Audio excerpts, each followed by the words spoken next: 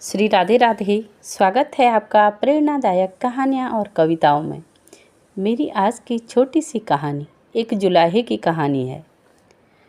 एक जुलाहा बहुत मेहनत से कपड़े बुनता था। वह बहुत सुंदर और रंगीन कपड़े बुनता था। कपड़ों की ख्याति दूर दूर तक थी। लोग दूर दूर तक उस जुलाहे से कपड़े लेने आते थे।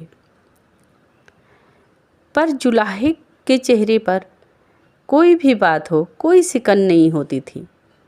जुलाहा बहुत धैर्य, सौम्यता से और प्रेम से सबकी बातें सुनता, किसी की बात पर भी नाराज़ नहीं होता था और न जुलाहे को गुस्सा आता था। यह बात साहूकार के बेटे के कानों में पड़ी तो साहूकार के बेटे ने सोचा, क्यों न मैं जुलाहे की परीक्षा लूँ। क्या वाकई जुलाहा नाराज़ नहीं होता, चाहे कोई भी बात हो जाए। तो साहूकार के बेटे ने मन में ठाना कि मैं आज जुलाहे के पास जाऊंगा और उन्हें हर तरफ से गुस्सा दिलाऊंगा, तो देखता हूँ कैसे क्रोधित नहीं होते हैं। साहूकार के बेटे ने 2-3 दोस्त बुलाए और जुलाहे के पास गए। जब वो जुलाहे के पास गए तो जुलाहा बड़ी प्रेम से कपड़े बुन रहा था, अपने ही ध्यान में मगन। साहूकार के बेटे ने कहा, क्या एक साड़ी मुझे मिलेगी? उन्होंने सिर उठाया और कहा, क्यों नहीं, ग्राहक तो भगवान होता है, ले लीजिए जो साड़ी आपको पसंद हो। तो साहूकार के बेटे ने बहुत सुंदर सी साड़ी हाथ पे पकड़ी और कहा, मुझे ये साड़ी चाहिए। तो जुलाहे ने बड़े प्रेम से कहा, क्यों नहीं। साहूकार के बेटे ने साड़ी के 2 टुकड़े किए, एक टुकड़ा ज़मीन में फेंक दिया और एक टुकड़े के लिए बोला, जुलाहे इसकी कीमत बताओ। तो जुलाहे ने बड़े प्रेम से कहा, बेटे इस पूरी साड़ी की कीमत तो 8 रुपये थी, तुमने आधी फाड़ दी, आधा टुकड़ा तुम्हारे हाथ पर है तो उसका 4 रुपया हुआ। अब साहूकार के बेटे ने उस टुकड़े के भी 2 हिस्से किए तो पूछा, ये टुकड़ा कितने का है?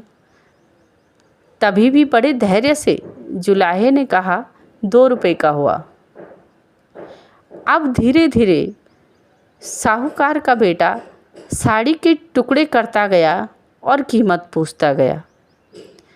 उसी धैर्य, उसी सौम्यता, उसी चेहरे पर कोई सिकन नहीं, बड़े प्रेम से जुलाहा उत्तर देता रहा, जैसे कोई फर्क ही न पड़ा हो। साड़ी के ढेर सारे टुकड़े हो गए। अब जब साड़ी के बहुत सारे टुकड़े हो गए तो साहूकार के बेटे ने बड़े अहंकार और घमंड से बोला, साड़ी के तो बहुत सारे टुकड़े हो चुके हैं, अब ये साड़ी मेरे किस काम की। तो जुलाहे ने कहा कि मत ले जाओ, जब साड़ी के टुकड़े हो गए हैं। नहीं नहीं, तो मैं इसकी कीमत चुका दूंगा। साहूकार के बेटे ने बड़े घमंड से कहा, हमारे पास बहुत सारे पैसे हैं, तुम गरीब आदमी हो, तुम्हारा नुकसान हो गया क्या, तो मैं इसके पैसे दे दूंगा, इस साड़ी की कीमत की भरपाई कर दूंगा। तो जुलाहे ने कहा, नहीं ऐसा कुछ नहीं, जब तुमने साड़ी मोल ही नहीं ली तो कीमत कैसी। अब साहूकार का बेटा अब सोचने लगा कि अरे ये क्या बात हुई, साड़ी जब मैंने फाड़ी है, इसके टुकड़े मैंने किए हैं, तो कीमत मैं ही चुकाऊंगा। तो जुलाहे ने बड़े प्रेम से उत्तर दिया, बेटे किस किस चीज़ का मोल लगाओगे?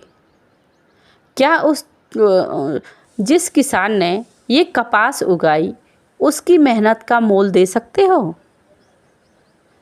क्या तुम मेरी पत्नी जिसने बड़ी मेहनत करके वो कपास निकाली और उसको सूत में काता और बहुत मेहनत लगी, क्या उसका मोल दे सकते हो? क्या जो मैंने उसको सूत को रंगा और फिर उस साड़ी को बुनने में मुझे जितना समय लगा और इतनी सुंदर साड़ी बनी, क्या तुम उसका मोल दे सकते हो? तुम किस किस चीज़ का मोल चुकाओगे बेटे?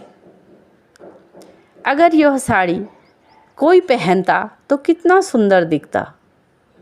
बस इतना कहना था कि साहूकार के बेटे को समझ में आया कि मुझसे गलती हो गई है। वास्तव में मैं किस किस चीज़ का मोल चुकाऊंगा, किस किस की मेहनत का मोल दूंगा। अब साहूकार के बेटे का जो घमंड अहंकार था वो ज़मीन पे आ गया।